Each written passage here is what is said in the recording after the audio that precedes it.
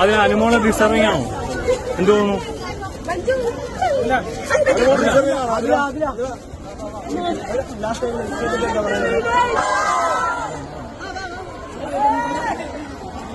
Noora love you.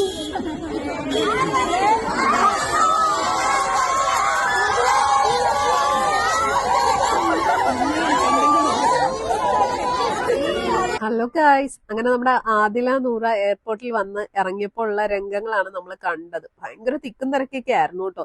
സത്യം പറഞ്ഞു കഴിഞ്ഞാൽ ഇവരെ കാണാനും ഇവരുടെ വീഡിയോസ് ഒക്കെ എടുക്കാനും വേണ്ടിയിട്ട് ഒരുപാട് മീഡിയക്കാരെ അവിടെ ഉണ്ടായിരുന്നു. ആ മീഡിയക്കാരെ സംബന്ധിച്ചിടത്തോളം അവരുടെ ചാനലിന് റീച്ച് വേണം.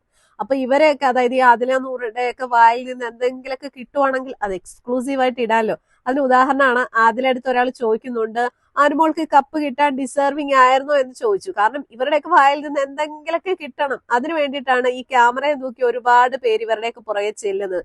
പക്ഷെ അതിലൊന്നും മിണ്ടിയില്ല കേട്ടോ. അപ്പം ഈ എന്താ പറയാ, അതിലേം നൂറെ സപ്പോർട്ട് ചെയ്യുന്ന ഒരു വിഭാഗക്കാരുണ്ടല്ലോ, അവരവിടെ ചെന്നിട്ടുണ്ടായിരുന്നു. അവരാണ് ഇവരെ പൂമാലയൊക്കെ ഇട്ട് സ്വീകരിച്ചു.